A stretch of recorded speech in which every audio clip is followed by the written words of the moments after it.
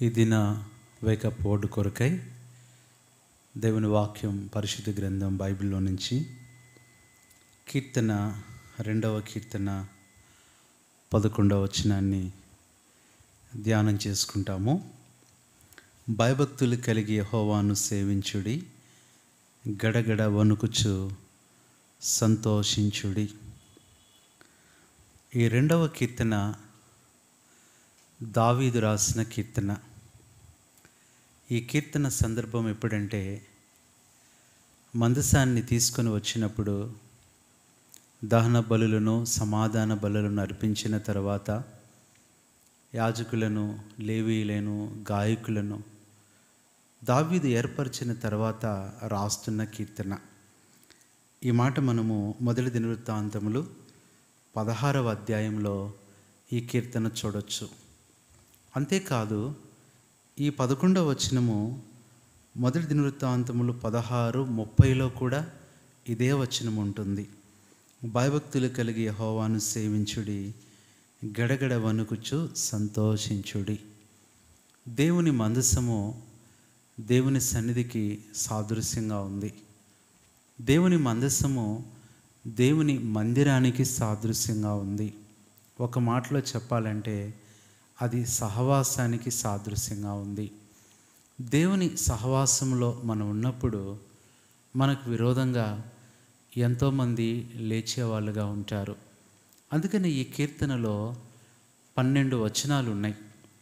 ఈ 12 వచనాల్లో ప్రతి 4 వచనాలు ఒక భాగంగా 3 భాగాలు మనం చూస్తే, ఈ 2వ కీర్తన మొదటి 4 వచనాలు మనం చూస్తే ద లస్ట్ ఆఫ్ జెంటైల్స్, అన్ని జనుల యొక్క వారి యొక్క దురాశ, దేవునికి విరోధంగా వారి తలంపులు, ఆలోచనలు, ఉద్దేశాలు ఈ 4 వచనాల్లో కనపడుతున్నాయి. The lust of Gentiles. రెండోది మనం చూస్తే 4, 5, 6 ఆ తర్వాత 4 వచనాలు మనం చూసినట్లయితే ద లాఫ్ ఆఫ్ గాడ్, దేవుని యొక్క నవ్వు మనకు కనబడుతుంది.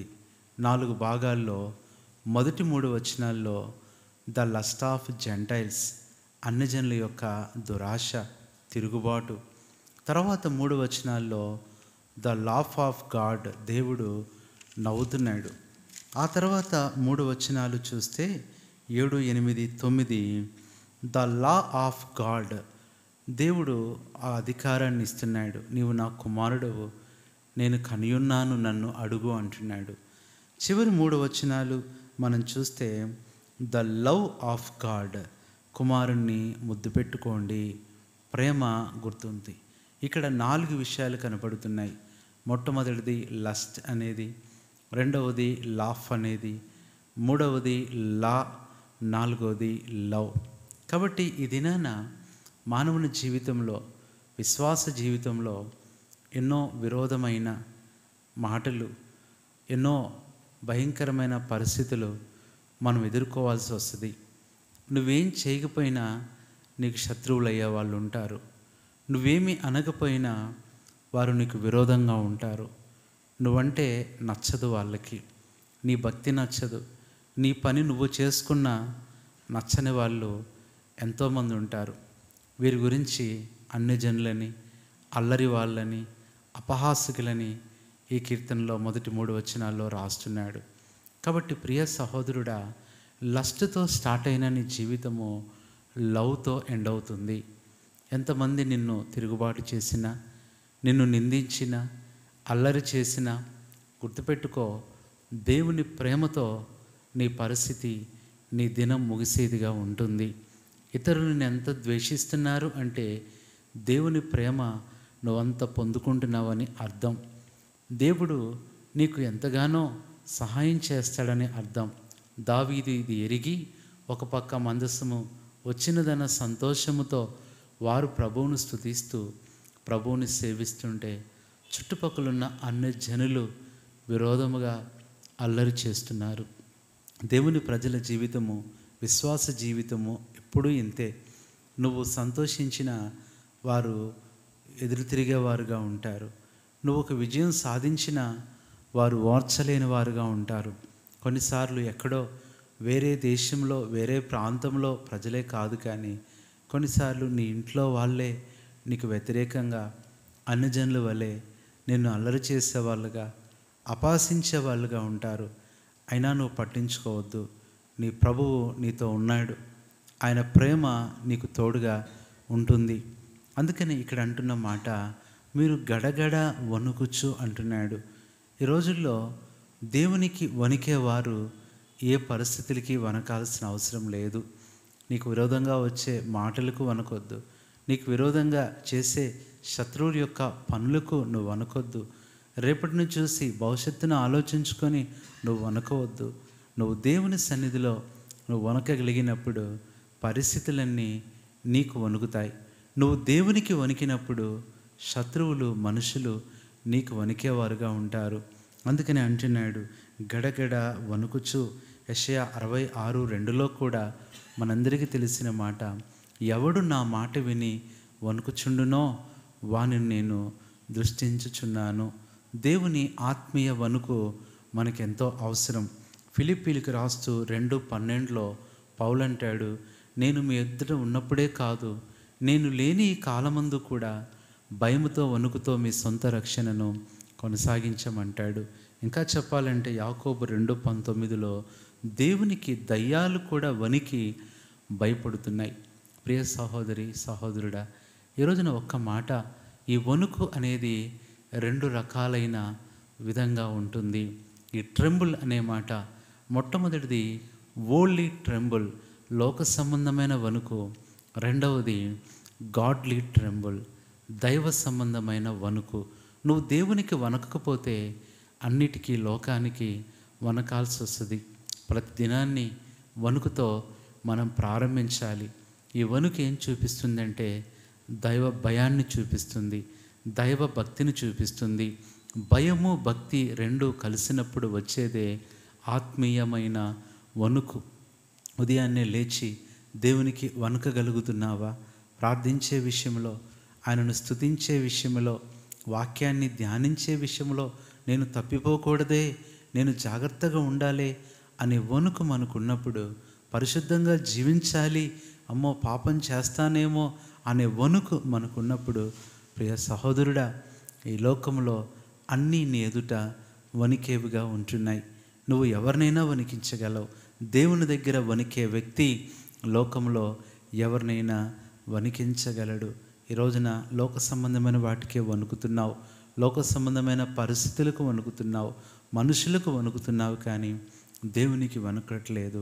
నువ్వు నాకెందుకు వణకట్లేదు, నువ్వెందుకు భయపడట్లేదని దేవుడు యెషయా గ్రంథంలో మాట్లాడుతూ ఉంటాడు. ఈ వణుకు అనే ఆత్మీయ జీవితంలో ఇంకా అంటున్నాడు ఇక్కడ, మామూలుగా వణకొద్దు, గడగడ వణకండి. చలికాలం వచ్చేస్తుంది, నవంబర్ వచ్చింది, డిసెంబర్ వస్తుంది, మరి గడగడ వణుకుతూ ఉంటారు. మనకు తెలియకుండానే మన శరీరము ఆ వణుకు అనేది వచ్చేస్తుంది ఆ కాలాన్ని. అట్లాగే ఆత్మీయ జీవితంలో మనము కూడా దైవికమైన వణుకు అనేది మనకు ఉండాలి. నీ సహోదరుణ్ణి నువ్వేదన్నా మాట అంటున్నావంటే ఆ వణుకు నీకు రావాలి. అప్పుడు ఆ మాట నువ్వు అనలేవు. ఏదన్నా పాపం చేయటానికి నువ్వు ముందుకు వెళ్తున్నావంటే ఆ దైవికమైన వణుకు నీకు రావాలి. అప్పుడు నువ్వు పాపం చేయలేవు. ప్రియ సహోదరుడా, నీ భార్యను నువ్వే మాట అంటే ఆ మాట అంటున్నావేమో, ఆ వణుకు నీకుందా? సహోదరి, నీ భర్తను నువ్వు లెక్క చేయకుండా దైవానికి, దేవునికి ప్రతిరూపంగా ఉన్న భర్తను ఒకవేళ తీసిపడేస్తూ చులకన చేస్తున్నావేమో, ఆ దైవికమైన వణుకు నీకు ఉండాలి. పిల్లలారా, తల్లిదండ్రులు దేవుని ప్రతినిధులుగా ఉన్న వారి విషయంలో వారికి భయపడకుండా ఎదురు తిరుగుతున్నారేమో, మీకు వణుకుందా? ఈ వణుకు అనేది తప్పనిసరిగా ఒక వ్యక్తికి విజయం ఇస్తుంది. ట్రెంబల్ గివ్స్ ట్రయాంఫ్.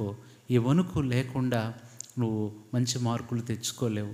వణుకు లేకుండా విజయం సాధించలేవు. వణుకు లేకుండా ఆత్మీయంగా పరిపక్వత చెందలేవు. ప్రియ సహోదరి, సహోదరుడా, ఈ వణుకు ఎంతో అవసరం. చలికాలం వచ్చినప్పుడు ప్రతి ఒక్కరూ వణుకుతారు. ఒకవేళ అంత చలిలో కూడా ఆ వ్యక్తి వణకట్లేదు అంటే ఏదో శరీర సంబంధమైన వ్యాధి ఉందేమో, బలహీనత ఉందేమో. ఆ చలి, ఆ శరీరము చలికి ప్రతిస్పందించట్లేదేమో అని అర్థమవుతుంది.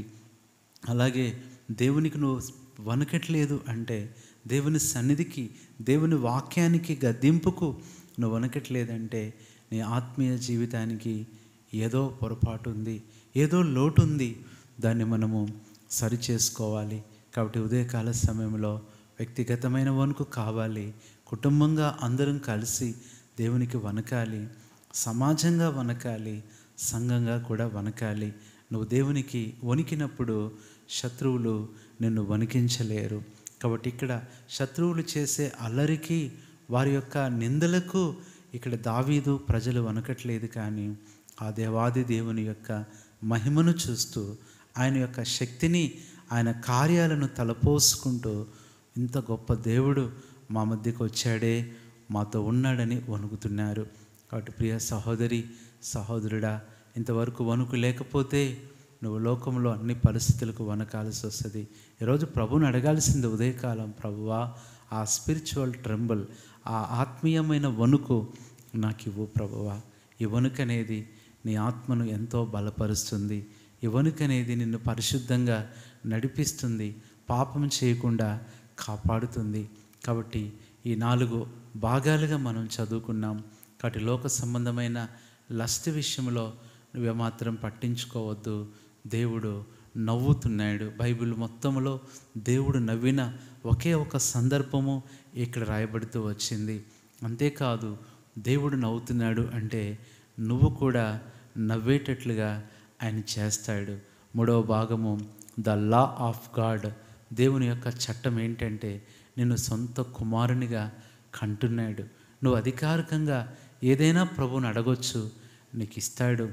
4వ భాగంలో ద లవ్ ఆఫ్ గాడ్. ఆ కుమారుడైన యేసుక్రీస్తు ప్రభువును నువ్వు ముద్దు పెట్టుకో. అందుకని ఈ కీర్తనలో ఈ 3 రకాలుగా యేసు ప్రభు మనకు కనబడతాడు. మొట్టమొదట 4 రకాలుగా ఆయన ప్రభువుగా కనపడుతున్నాడు. రెండవది అభిషిక్తుడిగా కనపడుతున్నాడు. మూడవది రాజుగా కనపడుతున్నాడు. చివరిది కుమారుడిగా ఆయన కనబడుతున్నాడు. నీ జీవితంలో ప్రభు ఉన్నాడు. దిగులు పడొద్దు, భయపడొద్దు. నీకున్న అనారోగ్యాన్ని చూసి వణకొద్దు. యవనస్తులారా, మీ భవిష్యత్తు గురించి, మీ పరీక్షల గురించి వణకొచ్చు. మీరు ఇంకా చాలామంది సహోదరి సహోదరులు డిఎస్సి విషయమై వణుకుతున్నారేమో. నీ దేవుడు ఆ పరీక్షను వణికించేవాడుగా ఉన్నాడు. నీ పక్షాన సహాయం చేస్తాడు. అంతేకాదు, నీ అప్పులను చూసి, రుణాలను చూసి, శత్రువులను చూసి వణుకుతున్నావేమో. ఇది నాన్న దేవుడు ఆ వణుకును తీసివేస్తాడు. ఇప్పుడే ఆత్మీయ వణుకుతో మోకాళ్ళ మీదకి రా, దేవుని వాక్యాన్ని చదువు, ప్రభువును స్తుతించు. గడగడ వణుకుడి అనే అనుభవంలోకి నువ్వు వచ్చినప్పుడు ఈ భూమి ఆకాశం కూడా నీ ముందు వణికేదిగా ఉంటుంది. ఏది కూడా నీ ముందు నిలవలేదు. కాబట్టి ఉదయకాల సమయంలో దిగులుతో ఉన్న సహోదరి సహోదరుడా, బలహీనంగా ఉన్న సహోదరి సహోదరుడా, ఇప్పుడు పరిస్థితులు నిన్ను వణికించవచ్చు. కానీ ఇప్పుడు నీ శత్రువులు వారు పై చేయని వణికించవచ్చు. కానీ నీ విరోధులు నిన్ను వణికించడానికి ఎంతో ప్రయత్నం చేయొచ్చు. కానీ ఒక దినం వస్తుంది, నువ్వు వారిని వణికించే పరిస్థితి వస్తుంది. దేవుడు తీసుకొని వస్తాడు. దాని కొరకు ఎదురుచూడు. ఆ మందసమై ఉన్న ప్రభువుని, యేసుక్రీస్తుని కలిగి నువ్వు జీవించు. ఆ మందసమైన ఆ ప్రభువును ప్రేమించు, హృదయంలో చేర్చుకో. ఆ కుమారుడిగా ఉన్న ప్రభువును ముద్దు పెట్టుకో. రాజుగా ఆయనను గౌరవించు. అభిషక్తునిగా ఆయనను ఘనపరచు. ప్రభువుగా ఆయన యొక్క అధికారం కిందికి రా. నీ జీవితం మారిపోతుంది. ఈ దినము నుంచే దేవుడు నీకు తోడుగా ఉంటాడు. నువ్వు వెళ్ళే ప్రతి పరిస్థితి నీకు ముందు నిలవలేదు, అది వణికేదిగా ఉంటుంది. కాబట్టి ఉదయకాలం ఈ మాటల ద్వారా దేవుడు నీతో మాట్లాడుతుండగా నమ్ము. ఈ మాటలు అంగీకరించు, స్వీకరించు, నీ హృదయంలో చేర్చుకో. దినమంతా ప్రభు నీకు తోడుగా ఉండి నడిపిస్తాడు. ఎందుకు నరమాత్రుడికి నువ్వు వణుకుతున్నావు? నువ్వు వణకాల్సిన పని లేదు. దేవుడికి వణుకు, ప్రభు దగ్గర వణుకు. వారే నీకు వణికేవారుగా ఉంటారు. నీ ప్రతి పరిస్థితిని, సమస్యని చూసి వణుకొద్దు. దేవుడు నీ ద్వారా వాటిని వణికించేటట్లుగా చేస్తాడు. ఇది నిజం, ఇది దేవుని మాట. నమ్ము, నీ జీవితంలో గొప్ప కార్యం చూస్తావు. అలాగూ దేవుడు నీకు సహాయం చేయనట్లుగా నీ కొరకై ప్రార్థన చేస్తాం. పరిశుద్ధుడైన తండ్రి, యేసు ప్రభు నామములో వందనాలు చెల్లిస్తూ ఉదయకాల సమయము కీర్తన 2:11 ద్వారా మాట్లాడుతూ వచ్చారు ప్రభువా. మరి దినము తండ్రి ఈ మాటలు విన్న వీళ్ళందరినీ జ్ఞాపకం చేసుకోండి. వారికున్న సమస్య, బాధ, దేనికై వారు వణుకుతున్నారో ప్రభువా, వారికి ఉంటున్న విరోధులు, సమస్యలు, వాటన్నిటికీ వణుకకుండా మీ సన్నిధిలో ప్రార్థనలో వణికినప్పుడు ప్రభువా పరిస్థితులన్నీ వణికించే దేవుడు. ఈ మాటలు వింటూ ప్రభువా ఏకీభవిస్తున్న మా ప్రియులు, వారి పరిస్థితి, వారి ఇబ్బంది, సమస్య ఎరుగుదు ప్రభువా. ఈ దినమంతా వారితో ఉండి వారి పనులలో, ప్రయాణాలలో, వారి యొక్క ప్రభువా ప్రతి ప్రయత్నంలో తోడుగా ఉండి నడిపించి వ్యాధిగ్రస్తులను ఇప్పుడే స్వస్థపరచండి, బలహీనులను ఇప్పుడే బలపరచండి, భయంతో ఉన్న వారిని ఇప్పుడే ధైర్యపరచండి. ఈ దినమంతా మా ప్రియులకు తోడుగా ఉండి ఈ వాక్యము తోడుగా ఉంచి నడిపించి గొప్ప విజయం, సమాధానము దయచేయమని మా ప్రభువును రక్షకుడైన యేసుక్రీస్తు నామములో ప్రార్థిస్తున్నాము తండ్రి, ఆమేన్. మన తండ్రి అయిన దేవుని ప్రేమ, మన ప్రభువైన యేసుక్రీస్తు కృప, పరిశుద్ధాత్మ దేవుని అన్యోన్య సహవాసం మీ అందరికీ సదాకాలం తోడై ఉండి నడిపించునుగాక, ఆమేన్. ప్రభువైన యేసుక్రీస్తు నామములో మీ అందరికీ హృదయపూర్వక వందనాలు. Praise the lord.